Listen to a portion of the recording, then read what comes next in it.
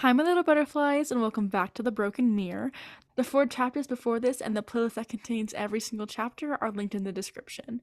This chapter is written by me, and for this chapter, I'll be voicing the narrator and Adrien/Chat Noir. I will be voicing Marinette/Ladybug and Tikki. After 2 chapters, I'm back and I'll be voicing Nino and Alya. I just want to say that we had come up with this prom idea long before the actual show released that they were going to have a prom in season 5. We did mention our prom in chapter 5 of The Broken Mirror, and no, if you were going to ask if we read the season 5 Bible, we haven't. So I hope that clears up any confusion if you thought we copied them. Well, anyway. Chapter 17. I'm Falling For Ya. Prom. The night every teenager dreams about. Marinette would be no different if she was a normal girl with a normal life, but she wasn't, especially with recent events. They were a hassle to remove from her mind. She had to pretend she was like everyone else. She wasn't a superheroine. Chat Noir didn't spend the night with her. She didn't have a stalker, and she wasn't pulled into a mirror realm where she saw her worst nightmare. Her cut had healed nicely, and she was perfectly normal. She had to play the act too. Tikki, I've been dreaming of this moment my entire life. You don't understand how excited I am. Marinette said frantically while searching for the shoes she was going to wear. That part was the easiest to act. Tikki stared in confusion, still unsure of the idea. Wait, what's prom again? It's basically a dance that people go to when they're in high school. You just dance and hang out with friends for an entire night. There's like this royalty thing where a couple gets crowned and they do a dance together, but I don't really care about that stuff. Marinette rambled. Oh, so is it a friends thing only? Tikki asked with uncertainty. Not really. I mean, you could go with someone or go with friends instead. We were planning on going as friends, but they all found dates. Which means I'm going to be going by myself and hopping around. Marinette explained with an envious tone in her voice, as she was the only one who didn't have a date. Her phone began vibrating. Marinette turned it over to see Alya's face above the answer or decline button. She pressed answer and put it on speaker. Hey girl, what you doing? Oh, trying to perfect an outfit that doesn't really matter anymore since, I don't really have a date and my friends ditched me. Thanks, by the way, she said, rolling her eyes. Don't exaggerate. Besides, I think I know someone who also doesn't have a date. Alya said through the phone. Oh, and who might that be? Marinette said sarcastically. If I remember correctly, Adrien doesn't have a date anymore. Since I'm going with Nino, why don't you ask him? Alya said. Marinette could hear the smirk on her face. Marinette's eyes grew wide. Are you out of your mind? She screeched. If I ask him, everyone is going to think I like him, and you already know what happened during your interview. Marinette, calm down. The interview was just a misunderstanding. Nadia was simply asking. It was just misinformation. Besides, no one said you had to go romantically. You can just go as friends. Then there isn't going to be any confusion between either of you. Alya explained, trying to pull Marinette out of this unnecessary spiral. I guess, but how am I supposed to ask him? There's no way Mr. Regress is going to let me in. Marinette whined. Tikki stared at Marinette as if she were a 4-year-old trying to figure out where the light went when you closed the fridge. Marinette, you have his number. Marinette stared at the Kwame. Oh, right. Alya, I'm gonna call him. Wish me luck. Okay, girl. Alya replied before hanging up. Marinette found Adrien's contact and she stared at it for a moment. She went over what she was going to say in her head. Hey, Adrien, so you and I are the only ones without a date. Do you want to go together? Totally platonically, of course. She sighed and pressed the dial button. The phone rang and she brought it to her ear. Only seconds later, Tikki flew up to her phone, yanked it down, and put it on speaker so she could listen. The same ringing sound played, echoing across her room. She waited a while, losing hope of Adrien picking up. Just as the last ring played before it could go to voicemail, he picked up. Marinette? Adrien said through the phone. Hi, Adrien. Marinette said, smiling even though he couldn't see her. What's up? He asked. Marinette began to have second thoughts and stared at Tikki. Marinette, I swear if you don't ask him, I'm gonna pinch you so hard with my tiny fingers. Tikki threatened, knowing Adrien couldn't hear her at all. Oh, please. I don't even have fingers. Marinette whispered back. What? Adrien asked, hearing Marinette whisper that last part. Oh, sorry, She glanced at Tikki, who was giving her a death stare. Do you have a date to prom? Sorry if that was a little random. It's okay. I don't. I was gonna go with Nino as friends, but he's going with Alya now, so I'll probably just be somewhere there, Adrien explained. Marinette smiled to herself. They were in the same situation. Oh, well, you did the same thing to me, so I was just gonna be doing the same thing. But since we both don't have a date, do you want to go together? As friends, of course. She added a noticeable emphasis to friends. Yeah, I would love to go with you. As friends. Adrien agreed, also adding an emphasis to friends. Marinette smiled. Great, so what color are you wearing? There was rustling coming from the other side of the phone. Hold on, give me a minute. Marinette waited as the rustling died down, and he finally replied. A black suit. Perfect. Black goes with everything. Marinette said. Adrien chuckled. What color corsage would you like? He asked. Marinette stared at her phone in shock and confusion. He was gonna get her corsage, even though they were only going as friends. She hesitated. I guess something like pink? She hoped he knew what she meant. Alright, consider it done, he replied, and she could hear his smile. Okay, so, meet you there? Marinette asked. I'll see you tonight. Adrien's tone was calming and it made her smile. He hung up and the line went silent.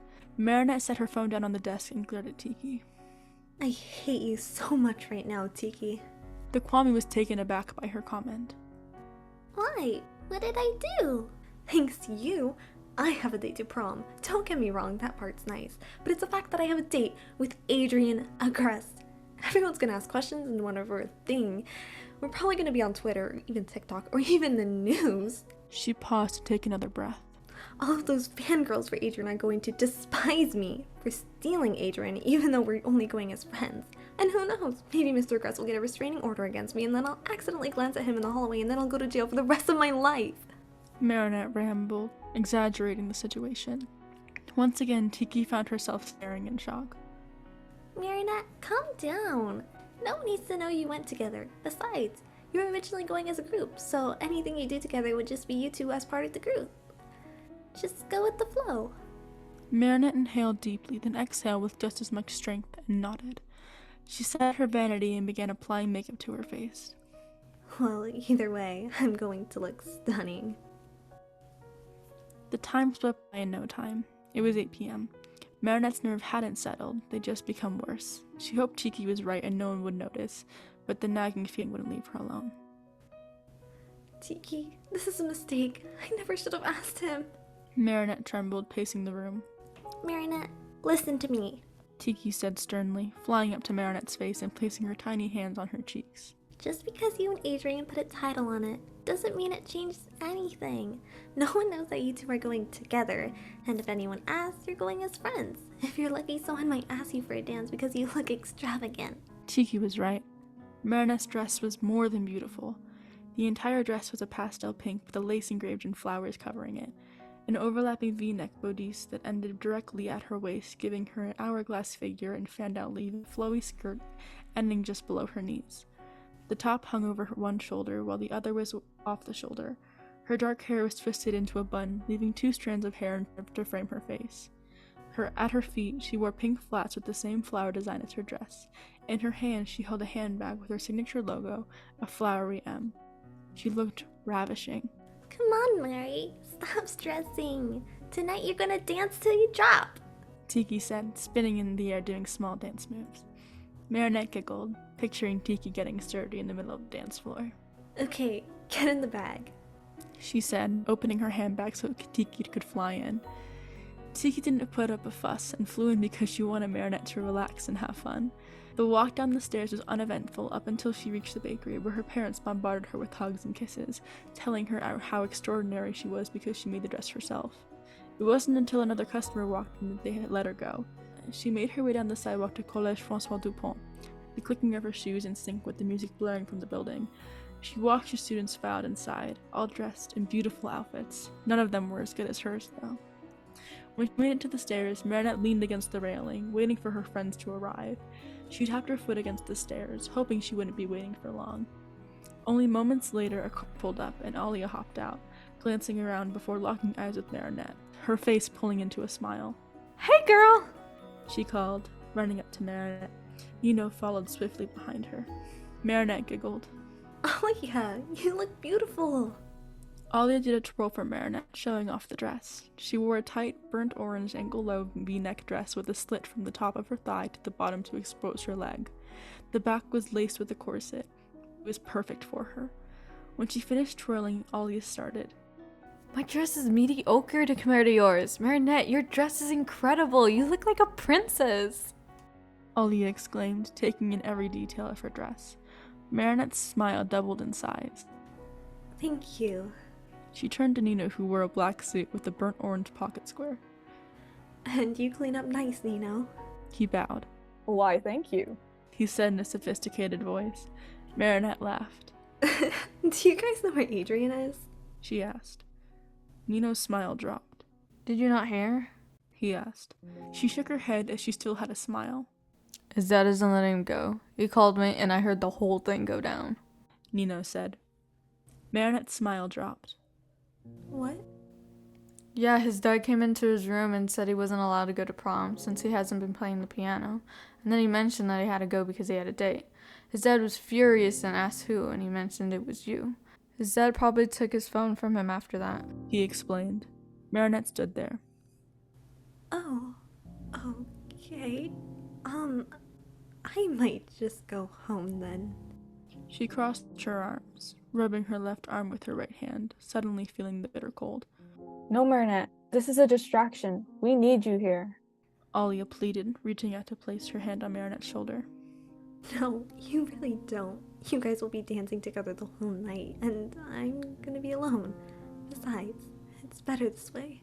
People are gonna ask questions about me and Adrien anyway. Marinette's lips quivered. Marinette, we won't leave you. Nino insisted. It's fine. I'm not gonna do that to you two. Marinette frowned and stared at her feet. Alya stared, her eyebrows upturned in the middle. Okay, just call me if you need me. Marinette nodded slightly, her eyes not meeting theirs. She could see from the top of her eye Alya grabbing Nino's hand and walking inside. Marinette didn't walk home.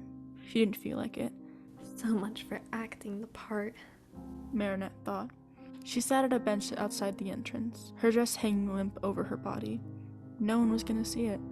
No grand entrance that turned heads when she walked in. No matching corsage that would have completed the outfit. It was nothing but an incomplete project stuffed in the back of her closet. A tear rolled down her cheek as she attempted to blink it away. Marinette rubbed her eyes, a new thought squeezing its way to the front before being demolished.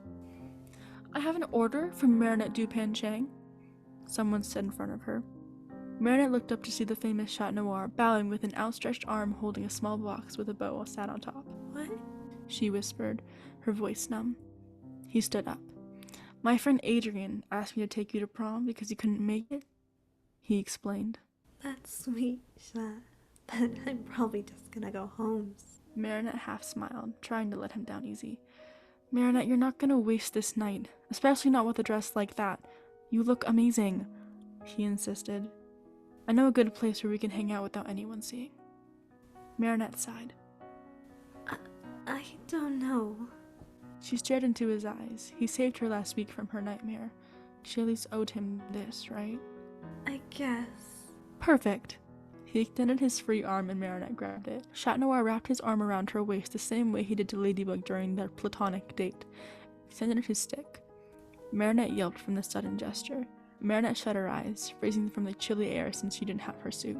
Oh my god, it's so cold when I don't have my suit. Marinette thought. We're here, Chat whispered into her ear after a minute or so. Marinette opened her eyes to see that they were at the Eiffel Tower. Candles and roses, the same red as the rose he was gifted her when she decided to be just friends, lined the railing. A small speaker that sat on the round table covered in red tablecloth that sat near the railing. Marinette gasped and covered her mouth with her hand. You did this? She breathed. He rubbed the back of his neck. Yeah, it's not anything close to what you could have had at prom, but hey, at least it's something.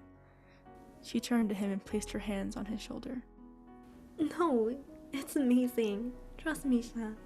This is more than anything I could have ever asked for. Thank you. Well, the tower's closed, so we don't have to worry about anyone coming up here. and if someone tried to look, they wouldn't be able to see us since we're so far up," he explained. Marinette smiled. Thank you. "Oh, and here." He held out the box he was holding and opened it. "Adrien got you a corsage, but since he wasn't able to make it, he gave it to me so you could still have it." He took it out of its box and slid it onto her wrist. The corsage is made of small, light pink roses with a small white ribbon wrapping around itself in her wrist. It was exactly what she had imagined and completed her dress perfectly. Wow, it's perfect. She breathed, still admiring it. "I thought so too." Shat smiled before walking over to the speaker and pressing a button. Notes began playing. Notes which turned verses and soon into a familiar melody. Adrien mentioned this song was important to the two of you. He was going to request it at the dance, but since that's not happening, I shall fulfill his wishes. Shat paused and extended his hand to her. "May I have this dance?" This was so unreal. She gave a breathy chuckle. Of course. She took his hand and Shat pulled her close, his arms around her waist while hers laid over his shoulder and around his neck. She stood stiff in his arms, not sure of the idea yet. Though they both loved each other, they weren't sure of the other. Noir took the initiative to rest his hand on the arch of her back, making Marinette flinch forward. "Relax, Marinette, I'm not gonna hurt you, I'm just dancing with you," he whispered and began swaying them back and forth. Marinette awkwardly smiled. Right. Sorry, I just didn't think I was gonna be dancing till I dropped with the Chat Noir. "Oh, please, princess. I wouldn't let you drop. I'd catch you every time," he smirked. Marinette giggled and stared into his eyes, taking in the moment. She leaned her head against his chest, his heart beating 1,000,000 beats per second. If anything, they were in sync. She closed her eyes, matching his heartbeat to the beat of the music. Thank you, Sha. She whispered into his chest. "For what?" he asked, still swaying to the music. Being here and just being you. Marinette said. Noir backed up to look at her clearly. His eyes shifted between both of hers. She was gorgeous, but when was she not? Her blue eyes reflected the light of the candles, making them stand out against her pale skin and dress. Her dark hair shined in the moonlight, almost like it was emitting light. Noir's eyes moved from her hair to her lips. The perfect peach. He bit his lip and moved his head down closer to hers. Sha? She stuttered, her heartbeat quickening. "Tell me to stop and I will." Shat breathed. She opened her mouth to say something, but then she closed it, not wanting to say anything. Shat filled the small gap between their lips, putting only slight pressure on hers, making it so if she felt uncomfortable, she'd be able to push him away with ease. But she did quite the opposite. She wrapped her arms tighter around his neck, pulling him closer. He grabbed her waist tighter, pressing her firmly against him. In an attempt to move him even closer, Marinette lost her footing and slid slightly under him before Shat lifted her inches off the ground. "I told you I'd never let you fall." He smirked against her lips. Marinette smiled and indulged herself in the feeling he never thought she would feel again. It was comfortable, like she was at home. She felt like she would never get hurt again and nothing could touch her except him. Her heart was beating 1,000,000 beats and she could feel his doing the same, hopefully just as nervous as hers. This is the best prom ever, Sha. Thank you. She said out of breath. "Of course, princess. I'd do anything to make you happy," he replied, his forehead against hers. She smiled and swayed to the music, staring into Shat's eyes. They danced for what felt like forever, but it was probably only an hour or two. "I should probably take you home, princess," Shat said, grabbing her hips and lifting her up slightly. Marinette's smile dropped. But I don't want this to end, she whispered. "Me neither. But you have to go home. It's almost 11, he said. She frowned with sadness. Fine, but do you want to hang out on my balcony before you leave? She asked. His face lit up with excitement before it sank back into his neutral expression. "As much as I would love that, princess, I have to get home before my guardian notices that I'm gone. Also, people could see us from your balcony," he added sadly, almost sounding breathless. She stood quietly until she said, Alright, but can I just stay up here a little longer? It's nice to see Paris from this far up. She knew that it wasn't a real excuse as to why she wanted to stay up here, but she just wanted to be with him for as long as she could. Shat stared at her, knowing she's seen this view hundreds of times as Ladybug. Granted, most of those visits were brief and she didn't have enough time to admire the beauty of it. "Just a few minutes, Princess. I have to get you home soon," he said. She simply nodded and looked out at Paris over the railing. It was chilly, the cold air blowing against her porcelain skin. She shivered from the cold breeze. Is it always this cold? Marinette wondered, but the thought disappeared as she felt something grab her waist. She looked down to see Shad's arm wrapped around her, holding her close to him. She sighed and leaned her back against his chest, savoring the comfort she felt in his arms. His body supplied her with warmth. Her chest was filled with butterflies, but in a good way. She felt tingles all throughout her body. "Princess," he whispered, "I have to take you home." He began to unwrap his arms from her, but she wrapped her arms around his so he wouldn't leave. No, not yet. Please? She couldn't bear being away from him anymore. She was afraid if she let go, they wouldn't find each other again. She pulled him closer and Shad lifted her chin to look at her. "Since I can't kiss you goodbye once you're home, I'll just do it now," he uttered, letting his lips fall to hers. She smiled against his lips and returned the favor, turning around for a better angle. Before she knew it, he swooped her into his arms and broke the kiss. He grabbed his staff out of the holster and extended it, taking her back to her balcony. Marinette closed her eyes, trying to focus on Shad's warmth rather than the cold breeze. Marinette suddenly felt Shad land on a platform that Marinette could only assume was her balcony. She opened her eyes to see the familiar trapdoor on the floor. Shad gently set her down and she suddenly jumped out of his arms. Thank you, Sha, for everything. She said, and then turned around to look at the feline-like boy to see that he already left. She then looked in the distance and saw the boy flying across Paris. She sighed, and then crawled through her trapdoor, landing on her bed. Marinette climbed down from her loft and began removing her dress, making the beautiful yet uncomfortable dress fall to the floor. Tikki flew out of Marinette's purse and landed on her little bed. That was exhausting! Tikki sighed. Tikki, you sat in my purse all evening. Marinette said. No, it was exhausting fangirling over you and Shat the whole evening. She explained, a tiny smirk forming over her thin lips. Marinette groaned and walked to grab some comfortable clothes. Okay, let's not talk about this. She said. No, let's. Tikki said. Marinette sat down at her desk and noticed a small piece of paper she didn't remember putting there. No, let's genuinely not talk about it. She said, grabbing the piece of paper. She opened it and examining the few words that were written on there. 0 cumulations? Doesn't it bother you, Marinette? Her stalker was onto her again. How did you guys like this chapter? It was a pretty long one, so I hope it makes up for being a week late. Sorry about that, by the way. Anyway, we'll see you guys in the next one. Tikki was right. Marinette's dress was All more about than... this dress, so